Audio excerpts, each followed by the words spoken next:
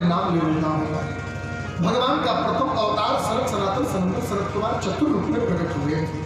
इसके बाद भगवान बराह के रूप में, भगवान नारद के रूप में, नरनारायण के रूप में, कपिल के रूप में, दत्तात्रेय के रूप में, यज्ञ भगवान के रूप में, ऋषभदेव के रूप में, पृथु मत्स्य अवतार, कच्छप, धनवंतरी, मोहिनी, नृसिंह, वामन, परशुराम, वेदव्यास, श्री राम, श्री बलराम जी, श्री कृष्ण, श्री हंस, श्री हरि, श्री बुद्ध और अंत में कल्कि अवतार। ये 24 अवतार भगवान के हैं। और एक मीठी बात आपको मैं बता दूं, पूरे 7 दिन की कथा में हम लोग इतने ही अवतारों की केवल कथा सुनेंगे, बस और कुछ नहीं। पूरे भागवत में भगवान के 24 अवतारों की कथा है और कुछ परमात्मा से मिलने की जो भक्तों की मन की व्यथा है, उस व्यथा के बारे में सुनेंगे। जैसे कि ध्रुव जी के मन में व्यथा हुई ईश्वर से मिलने की, प्रहलाद के मन में व्यथा हुई ईश्वर से मिलने की, परमात्मा की कथा और भक्तों की मन की व्यथा यहाँ हम लोग श्रवण करेंगे। 7 दिवस करेंगे। भागवत की रचना कब हुई, क्यों हुई, कैसे हुई? श्री सूत जी महाराज का ऋषियों से कहते हैं कि एक समय के बाद 18 पुराण 17 पुराण की रचना करने के बाद महर्षि वेदव्यास जी बड़े उदास बैठे थे। उसी समय श्री नारद जी का आगमन हुआ। नारद जी ने पूछा महर्षि वेदव्यास जी से, अरे महाराज आप बड़े उदास हो, बड़े चिंतित हो, बड़े परेशान लग रहे हो, क्या बात है? वेदव्यास जी बोले कि अब मैं क्या बताऊं आपसे, अब मैं क्या कहूं आपसे। अवस्था पर तो ये समझ लो कि महाराज मैंने 4 वेदों के ऊपर मैंने उसका भाष्य लिखा, कितने उपनिषदों को लिखा, 17 पुराण लिखा मैंने, कितने उपपुराण लिखा मैंने समाज के कल्याण के लिए। लेकिन अभी तक मुझे ऐसा लग रहा है कि मैंने समाज के कल्याण के लिए बहुत उपाय किया, लेकिन अभी श्रेष्ठ उपाय नहीं किया। एक बात आपसे मैं निवेदन कर दूं, हम लोग कोई भी काम करते हैं, किसी भी प्रकार के काम करते हैं, हम लोग चाहते हैं कि दुनिया के लोग कहें कि नहीं आप ये बहुत अच्छा कर रहे हो। आप किसी भी कार्य को करिए, जिस काम को करने के बाद आपका मन संतुष्ट हो जाए, ये मैंने अच्छा किया है, तो समझ लो कि दुनिया के लिए वो अच्छा होगा, भले चाहे दुनिया के लोग कुछ भी कहें। जिस कार्य को करने पर स्वयं का मन संतुष्ट हो, समझ लेना ये काम अच्छा हुआ है। और जिस काम को करने के बाद आपका मन यदि संतुष्ट नहीं है, दुनिया के लोग चाहे कितने कहते, अरे वाह भाई साहब आपने तो इतना अच्छा कर दिया, लेकिन फिर भी वो कार्य अच्छा नहीं हो सकता। हम लोग दुनिया में हम लोग कथा करते हैं, मुझ पे कथा करके जब हम लोग रूम में जाते हैं, तो कथा करके जाने के बाद वहां 2 मिनट बाद हम लोग को यह समझ में आ जाता है आज हमने जो कथा किया वो बहुत अच्छे से किया कि नहीं। संत महात्माओं की जो वाणी है, जो महापुरुषों का मार्ग है, जो महापुरुषों ने धर्म के मार्ग को बताया है, हमने उसको अच्छे तरीके से कहा कि नहीं, हम कथा को बढ़िया से सजाकर किए कि नहीं, हम भगवान की लीला बहुत अच्छे से सुनाए कि नहीं। ये हमारा मन कह देता है। श्रोता कहें आकर के कि अरे व्यास जी बहुत बढ़िया कथा करता है, हमको इसकी जरूरत नहीं है। हम क्या कह रहे हैं, हम कितने अच्छे से कह रहे हैं, हम कितना अच्छा कह पा रहे हैं, ये हमारा मन खुद हमसे कह देता है। हमें खुद आभास हो जाता है कि हम कितने अच्छे से कथा कर रहे हैं। ये प्रकृति की व्यवस्था है। आप क्या कर रहे हो, कितना अच्छा कर रहे हो, आपका मन कह देता है। वेदव्यास जी 17 पुराण लिखे, लेकिन उनको लग रहा है कि हमने बहुत अच्छा नहीं लिखा, कुछ चीज मुझसे गलत हो गया या कुछ चीज छूट गया। नारद जी बोले 17 पुराण आपने लिखा, लेकिन महापुरुष संत विद्वानों के सर्वोच्च भक्ति के मार्ग को आपने प्रशस्त नहीं किया। क्यों? क्योंकि न चरित्र पदम हरेशयो जगत पवित्रम प्रगणित करहिछि कि तद्वायसं तीर्थं सन्ति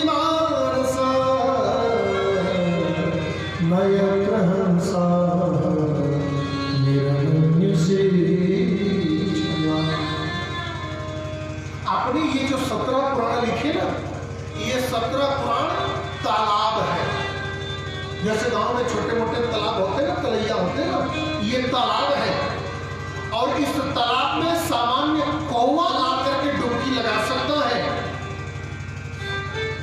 इसमें कोई हंस आकर के डुबकी नहीं मार सकता।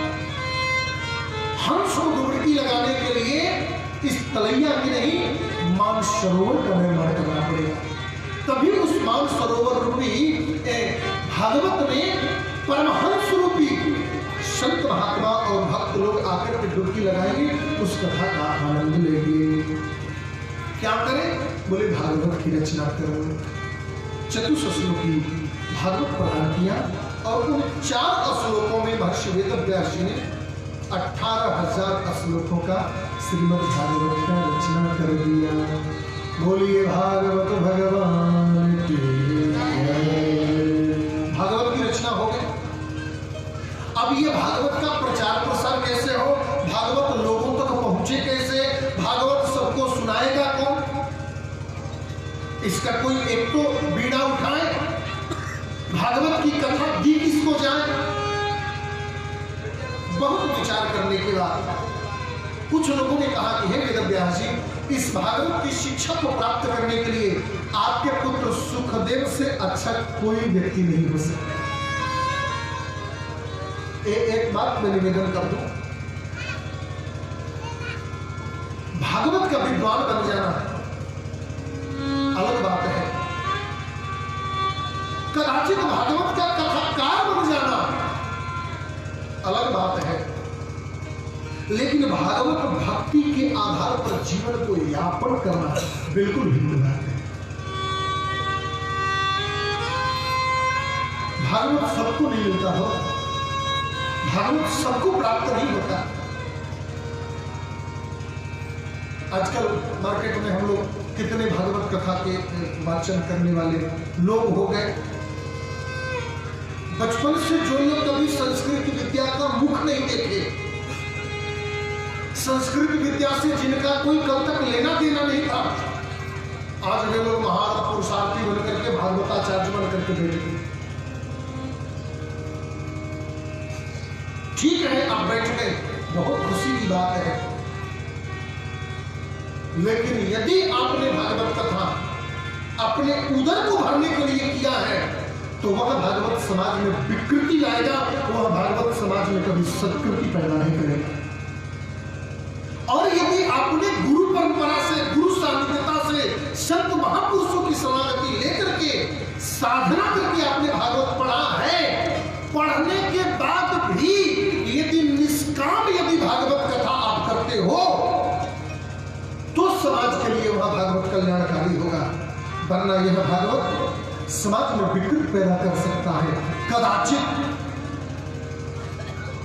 मैं निवेदन कर रहा था कल, कई बार हम लोग कथा सुनते हैं, बड़े बड़े लोग, कभी कभी मन में श्रद्धा आती है, फलाने व्यास जी बड़े बड़े उच्च कोटि के विद्वान हैं, बड़ा टीवी पर चैनल पर आता है, थोड़ा यूट्यूब पर उनका कथा सुने, 4 घंटा कथा सुन जाते हैं, एक श्लोक भागवत का नहीं आता उसमें, 4 घंटा की कथा चूड़ी सिंदूर के चक्कर में खत्म। उससे कोई लेना देना नहीं है, लेकिन यहां थोड़ा कष्ट होता है। 4 घंटा की कथा खत्म हो गई, साहब आपने 3 श्लोक भागवत का नहीं बोला, काहे का भागवत कर रहे हो? भागवत कोई ले ले अलग बात है, लेकिन भागवत की प्राप्ति तो केवल गोविंद की कृपा से होती है। श्री सुखदेव जी को बुलाया गया और सुखदेव जी को बुलाकर तो उनको भागवत की कथा प्रदान कर दिया गया। बोलिए सुखदेव जी महाराज की। श्री सूत जी महाराज से शौनक आदि ऋषियों ने पुनः प्रश्न कर दिया, महाराज सुखदेव जी को भागवत कथा प्राप्त तो हो गया, लेकिन सुखदेव जी ने राजा परीक्षित को भागवत कब सुनाया, क्यों सुनाया, काहे सुनाया, किस लिए सुनाया? ऐसा क्या जरूरत पड़ गया कि सुखदेव जी से राजा परीक्षित को भागवत सुनना पड़ा?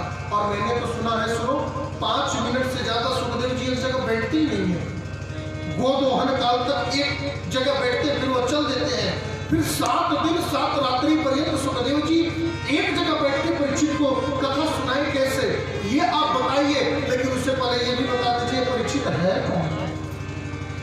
ये परीक्षित है कौन? तब श्री सूत जी महाराज कहते हैं कि कुरुवंश में दो बड़े राजा हुए जिनका नाम धृतराष्ट्र और पांडु हुआ।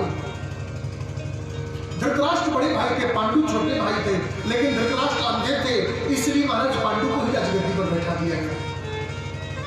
भरी जवानी में किसी कारणवश पांडु का मृत्यु हो गया, राज्य को कोई तो उत्तराधिकारी हो, तो अंधे धृतराष्ट्र को ही राजगद्दी पर बैठा दिया गया।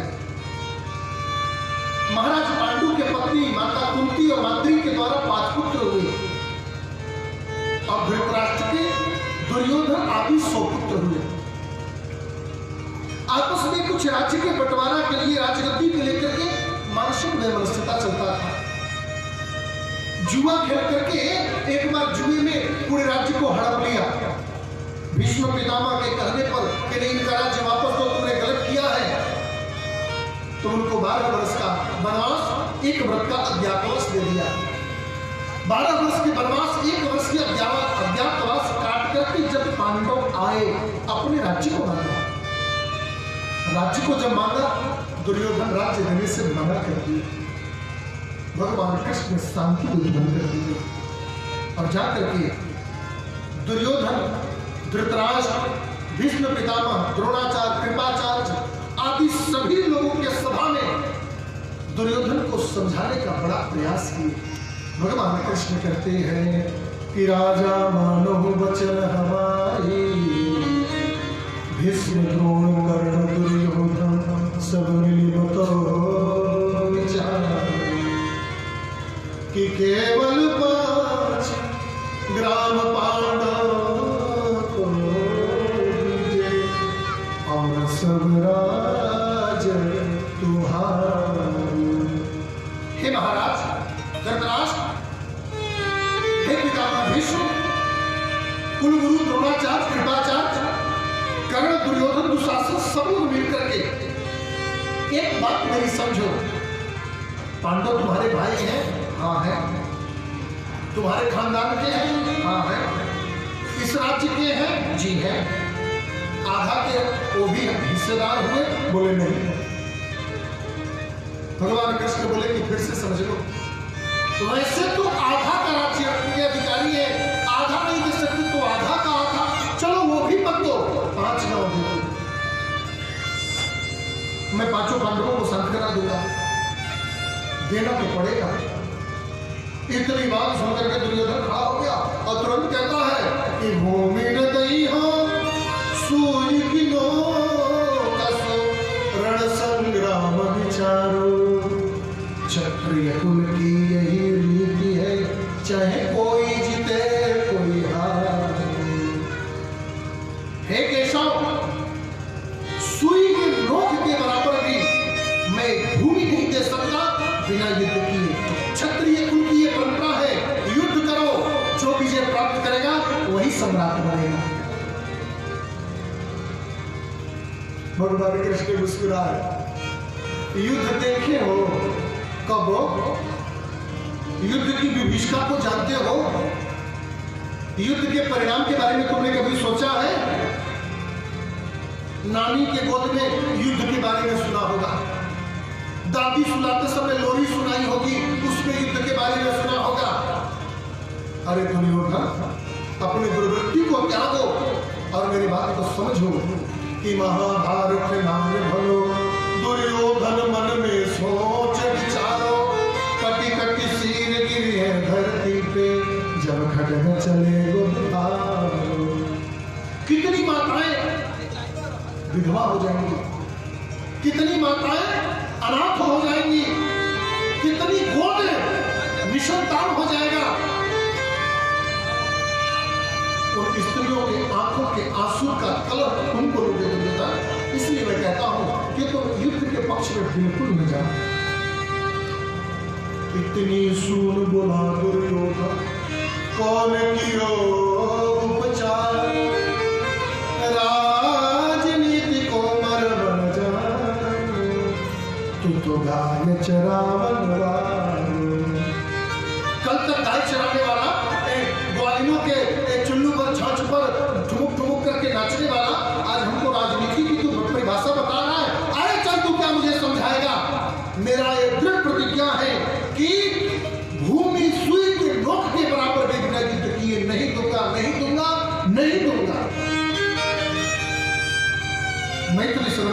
लिखा है कि दुर्वृत्त दुर्योधन जो सकता सहित हठधानता, यदि प्रेम पूर्वक पांडवों की मानता को मानता, तो डूबता भारत में रण रक्त पारावार में, ले डूबता है कपाटी नाव को मझधार में। अंत में युद्ध होना निश्चित हुआ और युद्ध में बड़ा और भयंकर युद्ध हुआ। कर्ण, द्रोणाचार्य, कृपाचार्य, सब के सब बड़े बड़े योद्धा धराशायी हुए। पांडव विजय को प्राप्त हुए और कौरवों का पराभव हुआ। क्यों? क्योंकि जाको रख साइया मार सके को, बालक बाका कर सके सो जग जिसके रखवाला गोविंद है उसका भला कोई क्या बिगाड़ सकता है। युद्ध समाप्त हुआ। समाप्त होने के बाद एक दिन मध्य रात्रि में महल में पांचों पांडव सो रहे थे। मध्य रात्रि का समय था। मध्य रात्रि में अर्जुन का नींद खुला। नींद खुला तो देखा कि दरवाजे पर कोई है।